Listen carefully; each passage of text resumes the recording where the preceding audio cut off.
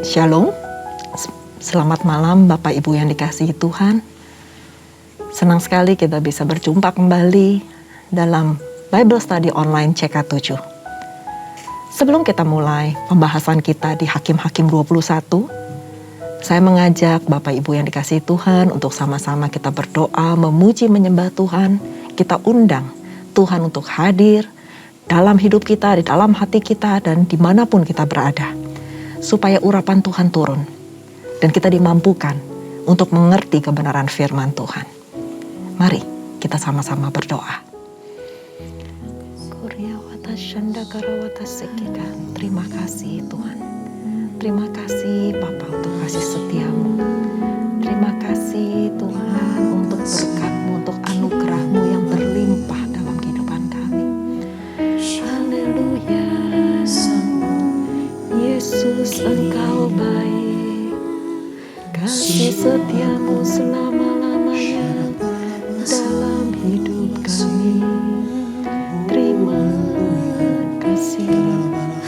Kuria watashikiku, kiara la watashande. Haleluya. Kuria watashanda kara watasikiku, kiara haleluya. Tuhan, Kau sempurna dalam rencana-Mu dan karya-Mu. Ku serahkan hidupku, murnikan dengan Roh-Mu. Tuhan, Kau sempurna dalam rencana-Mu dan karya-Mu. Ku serahkan hidupku, murnikan dengan Roh-Mu. Hidupku menggenapi firman-Mu, tanda mujizat sertai tiap langkahku. Kau bersamaku, di dalamku, jadi bukti kebesaran-Mu.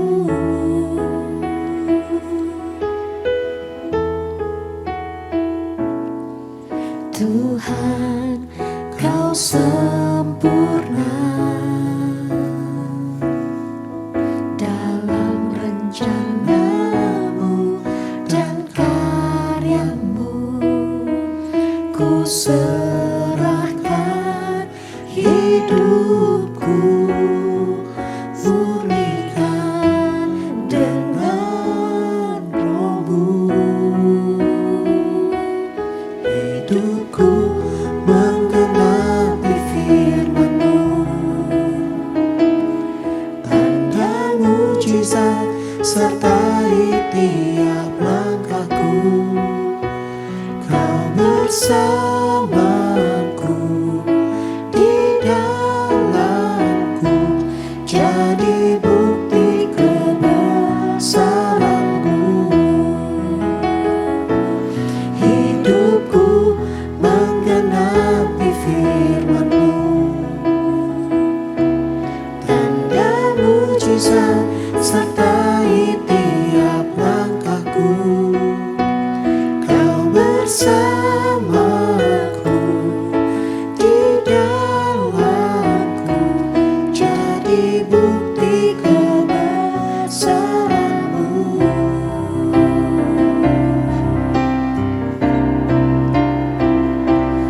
Hidupku menggenapi firman-Mu, tanda mujizat sertai tiap langkahku. Kau bersamaku,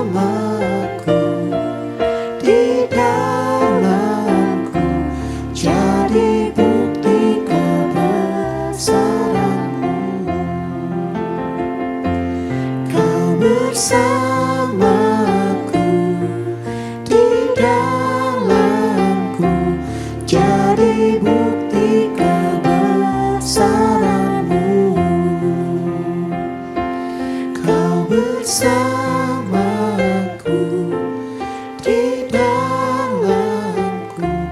jadi bukti kebesaran-Mu.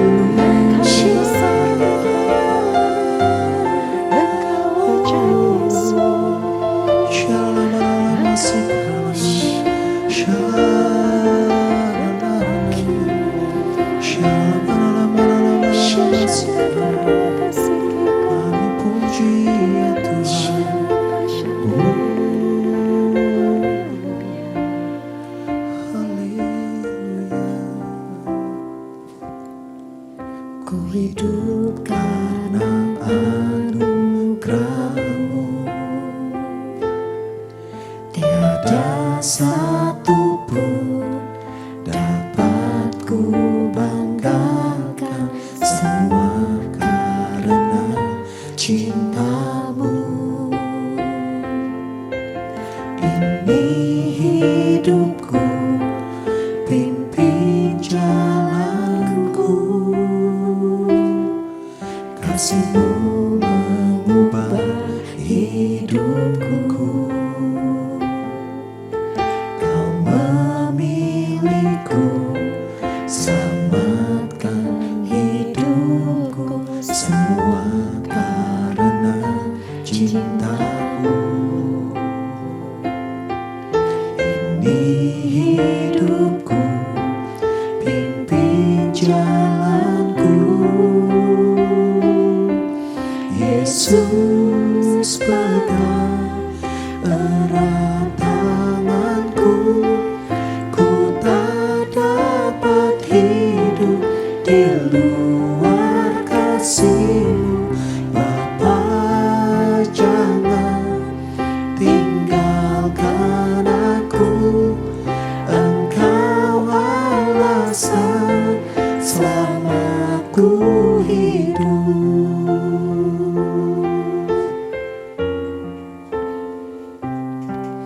Ku hidup karena anugerah-Mu. Tiada satu pun dapat ku banggakan, semua karena cinta-Mu. Ini hidupku, pimpin jalanku. Kasih-Mu mengubah hidupku. Kau memilihku, selamatkan hidupku. Semua karena cinta-Mu. Ini hidupku, pimpin jalanku. Yesus pegang erat tanganku. Ku tak dapat hidup di luar kasih-Mu. Bapa, jangan tinggalkan aku. Engkau alasan selamatku hidup. Yesus pegang erat tanganku. Ku tak dapat hidup di luar kasih-Mu. Bapa, jangan tinggalkan aku. Engkau alasan selamatku hidup.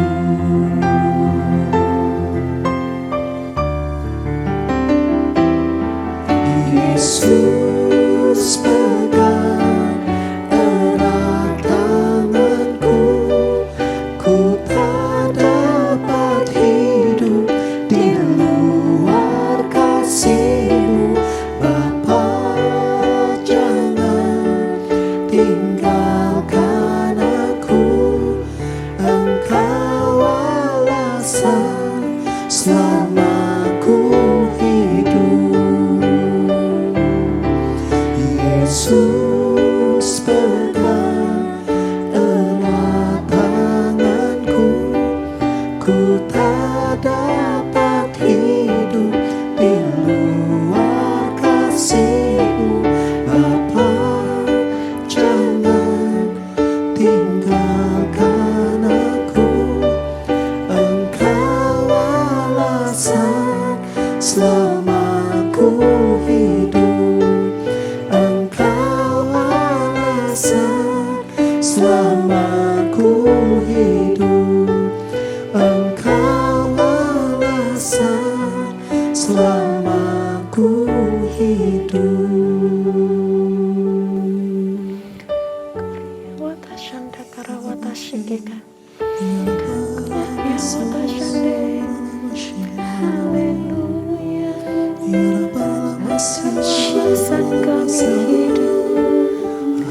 Engkau alasan kami ada. Terima kasih Tuhan, terima kasih Yesus. Haleluya. Korea watashanda karawata sikika. Korea watashanda karawata sikika karya wata sikika. Terima kasih Tuhan. Benar Tuhan. Pegang erat tangan kami Tuhan. Pegang erat hidup kami Tuhan. Jangan biarkan kami sendirian Bapa. Jangan lepaskan kami Tuhan. Karena kami butuh Engkau. Kami butuh Engkau lebih dari segalanya. Dan untuk itu Tuhan, kami ada sampai saat ini, kami tahu betul Tuhan, itu bukan karena kuat dan gagah kami. Tetapi itu semuanya karena Engkau. Karena Engkau begitu mengasihi kami. Terima kasih Tuhan, terima kasih. Engkau alasan kami untuk hidup. Engkau alasan kami Tuhan, sampai saat ini kami ada. Biarlah hidup kami selalu menyenangkan hati-Mu. Terima kasih Bapa. Terima kasih Tuhan untuk lagu-lagu yang begitu indah. Ini adalah ungkapan dari hati kami yang terdalam. Ini adalah pujian pengagungan kami Tuhan untuk Engkau. Hanya untuk Engkau Tuhan. Thank you Jesus. Terima kasih Tuhan untuk malam yang indah ini Tuhan. Terima kasih untuk setiap jemaat-Mu yang begitu setia, taat dan setia. Untuk belajar mengenai kebenaran firman-Mu. Terima kasih Tuhan, dan hamba percaya Tuhan, gak ada sesuatu yang sia-sia di dalam Engkau. Engkau semuanya akan memperhitungkan Tuhan. Engkau sendiri Tuhan yang akan memberkati setiap jemaat-Mu. Engkau sendiri juga yang akan mengurapi kami. Sehingga kami dimampukan Tuhan sebagai pelaku-pelaku firman-Mu. Bapa, pada malam hari ini kami mau belajar lagi Tuhan. Tentang apa yang Engkau sampaikan di dalam hakim-hakim ini.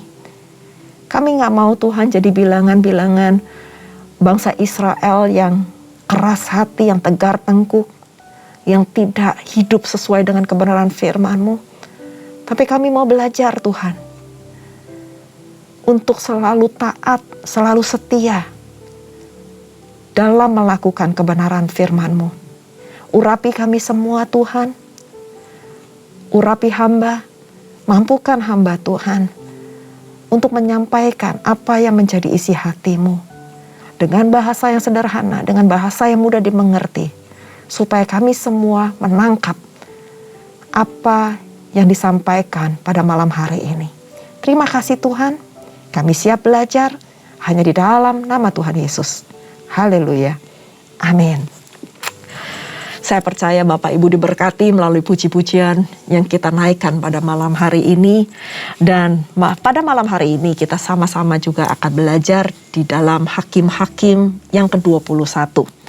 Nah, Bapak Ibu yang dikasihi Tuhan, kemarin kita sudah belajar tentang pertempuran, peperangan yang terjadi, perang saudara antara bangsa Israel dengan suku Benyamin. Dan itu disebabkan oleh kesalahan dari satu orang, di mana dia nggak mau dengan berani mengakui kesalahannya, sehingga terjadilah pertumpahan darah yang besar. Nah, pada malam hari ini kita akan belajar mengenai suku Benyamin dapat tetap hidup dari Hakim-Hakim yang ke-21. Saya akan bacakan dulu beberapa ayat terlebih dahulu, dan setelah itu kita akan sama-sama membahas apa yang dimaksud di dalam Hakim-Hakim yang ke-21 ini. Nah, di ayat yang pertama dikatakan dengan perikop suku Benyamin dapat tetap hidup. Orang-orang Israel telah bersumpah di Mizpah, demikian, seorang pun dari kita takkan memberikan anaknya perempuan kepada seorang Benyamin menjadi istrinya. Itu adalah sumpah dari orang-orang Israel. Ketika bangsa itu datang ke Betel dan tinggal di situ di hadapan Allah sampai petang, maka mereka pun menyaringkan suaranya menangis dengan sangat keras, katanya, "Mengapa ya Tuhan Allah Israel terjadi hal yang begini di antara orang Israel? Yakni bahwa hari ini ada satu suku dari antara orang Israel yang hilang." Keesokan harinya pagi-pagi maka bangsa itu mendirikan mezbah di situ, lalu mempersembahkan korban bakaran dan korban keselamatan. Pada waktu itu berkatalah orang-orang Israel, "Siapakah dari seluruh suku Israel yang tidak ikut datang dengan jemaah ini untuk menghadap Tuhan? Sebab mereka telah bersumpah dengan sungguh-sungguh mengenai orang yang tidak datang menghadap Tuhan di Mizpah. Demikian, pastilah ia dihukum mati." Orang-orang Israel merasa kasihan terhadap suku Benyamin, saudaranya itu. Maka kata mereka, "Hari ini ada satu suku terputus dari orang Israel. Apakah yang dapat kita lakukan kepada orang-orang yang tinggal itu dalam hal mencarikan istri?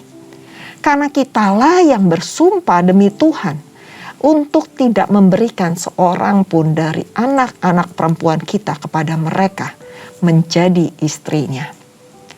Sebab itu berkatalah mereka, "Dari suku-suku Israel, adakah yang satu yang tidak datang menghadap Tuhan di Mizpah?" Lalu tampaklah bahwa dari Yabes Gilead tidak ada seorang pun yang datang ke perkemahan jemaah itu. Lalu diperiksa sejumlah bangsa itu. Tampaklah tidak hadir seorang pun dari penduduk Yabes Gilead. Maka perkumpulan itu menyuruh ke situ 12.000 orang dari orang-orang gagah perkasa, dengan memerintahkan kepada mereka demikian, "Pergilah, pukullah penduduk Yabes Gilead dengan mata pedang, juga perempuan-perempuan dan anak-anak. Tetapi berbuatlah begini, hanya semua laki-laki sajalah dan semua perempuan yang telah pernah tidur dengan laki-laki harus kamu tumpas." Mereka menjumpai di antara penduduk Yabes Gilead 400 orang anak gadis, perawan yang belum pernah tidur dengan orang laki-laki. Lalu gadis-gadis itu dibawa mereka ke perkemahan di Silo, di tanah Kanaan. Sesudah itu, segenap umat itu menyuruh orang membawa pesan kepada Bani Benyamin yang ada di bukit Batu Rimon, lalu memaklumkan damai kepada mereka. Pada waktu itu kembalilah suku Benyamin, dan kepada mereka diberikan perempuan-perempuan Yabes Gilead. Tetapi belum cukup juga jumlahnya bagi mereka. Maka bangsa itu merasa kasihan kepada suku Benyamin karena Tuhan telah membuat keretakan di antara suku-suku Israel. Sampai di sini dulu pembacaan kita. Nah, setelah kemarin kita belajar di Hakim-Hakim 20, ternyata peperangan terjadi karena kesalahan satu orang, maka kehancuran yang besar terjadi pada suku Benyamin yang sangat parah. Dan kemarin juga kita belajar di Hakim-Hakim 20 ayat 47 tepatnya bahwa ada 600 orang yang lari dari perang saudara itu ke padang gurun sehingga mereka selamat. Bayangin kalau 600 orang ini nggak lari, nggak segera menyingkir, maka pastilah suku itu akan habis, akan punah. Setiap orang Bapak Ibu yang dikasihi Tuhan pasti mengambil keputusan dalam hidupnya. Baik keputusan yang tepat maupun keputusan yang salah. Kalau kita mengambil keputusan yang tepat, maka membuat keadaan itu akan menjadi lebih baik. Akan tetapi sebaliknya, jikalau kita mengambil keputusan berdasarkan emosi, maka itu akan berdampak buruk, baik dalam kehidupan kita maupun kehidupan mungkin yang melibatkan orang lain yang ada di sekeliling kita. Suku-suku Israel menyesali keputusan mereka yang telah bersumpah untuk tidak menikahkan anak perempuannya kepada orang suku Benyamin. Sehingga suku Benyamin itu hampir punah. Sumpah yang diambil secara emosi bukan hanya disesali, tetapi juga sampai ditangisi oleh bangsa Israel. Itu disebutkan tadi yang kita sudah baca di ayat pertama dan kedua. Dan akibat dari keputusan ini, orang Israel melahirkan kejahatan demi kejahatan yang mengikuti, yang secara terus-menerus. Dan akhirnya suku-suku Israel ini menyarankan untuk suku Benyamin mengambil paksa perempuan dari Yabes Gilead untuk dijadikan istri, dirampas.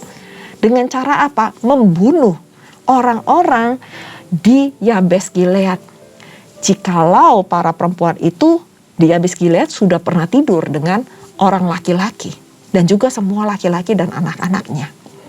Sementara perempuan yang belum pernah tidur atau masih perawan itu dibawa untuk dijadikan istri bagi orang-orang di suku Benyamin. Sangat mengejikan, benar? Sangat jahat punya pikiran seperti itu. Dan gak cukup sampai di situ. Ketika perempuan-perempuan dari Yabes Gilead itu gak cukup, kurang banyak, karena mungkin yang laki-laki dari suku Benyamin lebih banyak daripada perempuan-perempuan yang mereka telah rampas dari Yabes Gilead. Mereka punya ide jahat yang berikutnya, yaitu melarikan anak-anak perempuan Silo dan membawanya pergi ke tanah Benyamin. Itu dituliskan di ayat ke-21.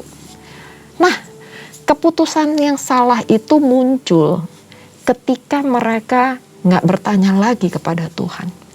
Ketika mereka nggak punya hubungan lagi sama Tuhan.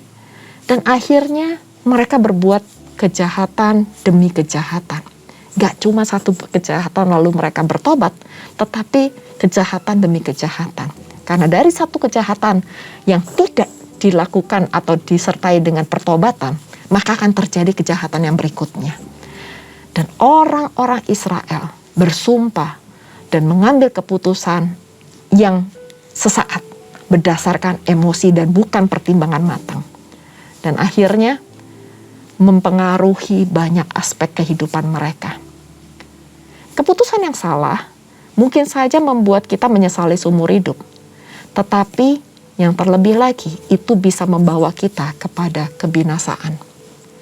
Oleh karena itu, sebelum kita memutuskan sesuatu, Bapak Ibu yang dikasihi Tuhan, kita harus menenangkan hati.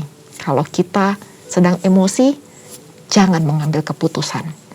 Kalau kita sedang emosi, berusahalah untuk diam dan menenangkan diri. Setelah itu, tanya sama Tuhan, keputusan apa yang harus kita ambil? Cari kehendak Tuhan, sehingga kita tahu keputusan yang kita ambil itu bukan berdasarkan emosi kita, tetapi berdasarkan apa yang Tuhan mau. Dan saya percaya, kalau Tuhan bicara, pasti itu mendatangkan damai sejahtera dan sukacita dalam kehidupan kita. Bukan rancangan kecelakaan yang Tuhan berikan dalam kehidupan kita. Baik itu dalam kehidupan kita maupun untuk orang-orang di sekeliling kita. Dan pada saat kita tanya kehendak Tuhan, Tuhan pasti akan kasih kita apa yang benar dan yang mendatangkan kebaikan. Kalau sampai sesuatu terjadi pada saat kita mengambil keputusan saat kita emosi, pada malam hari ini mungkin Tuhan ingatkan kembali. Mari kita sama-sama berdoa, kita minta ampun sama Tuhan, dan mungkin kita berbalik. Bukan cuma dari jalan-jalan kita yang jahat, tetapi kita benar-benar berbalik dan bertobat. Dan setelah itu kita introspeksi diri dan juga minta ampun kepada orang-orang yang mungkin telah kita sakiti. Nah, pada ayat terakhir dalam pasal ini, saya ingin bacakan di ayat yang ke-25, karena ini menurut saya cukup penting. bahwa pada zaman itu tidak ada raja di antara orang Israel. Gak ada pemimpin, gak ada yang membatasi pergerakan mereka atau tindakan mereka. Dan di sini dikatakan setiap orang berbuat apa yang benar menurut pandangannya sendiri. Gak ada hukum yang berlaku, gak ada kebenaran, gak ada keadilan yang berlaku.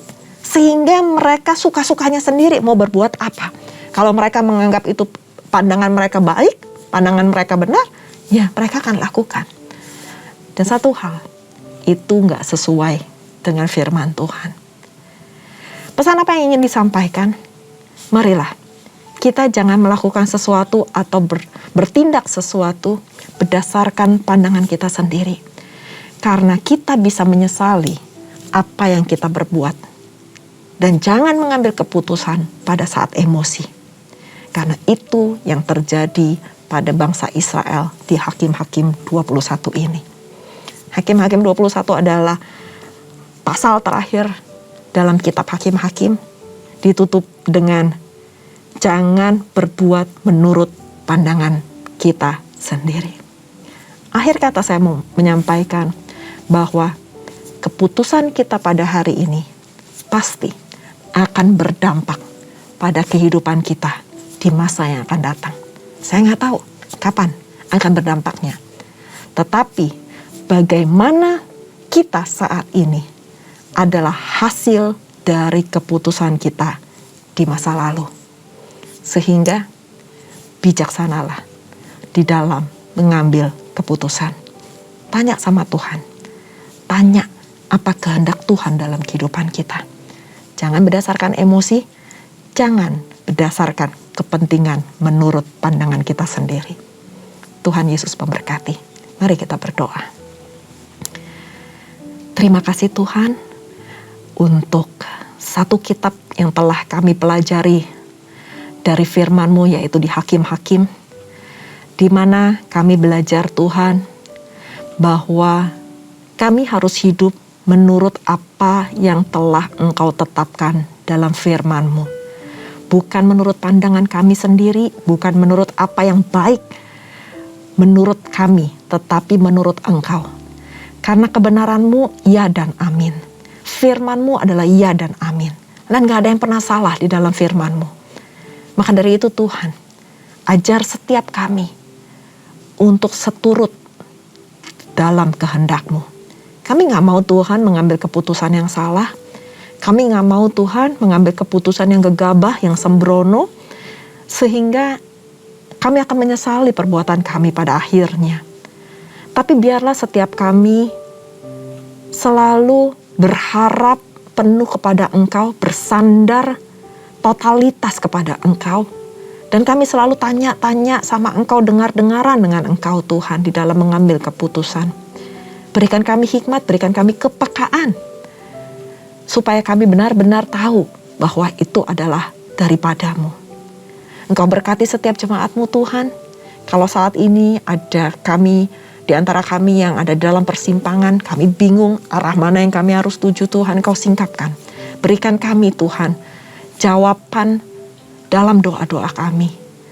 Supaya apa yang kami lakukan itu seturut dengan firman-Mu. Kami gak menyimpang ke kanan dan ke kiri Tuhan, tapi kami tetap fokus kepada destiny-Mu. Bukan karena apa yang kami mau, tapi karena apa yang Engkau mau.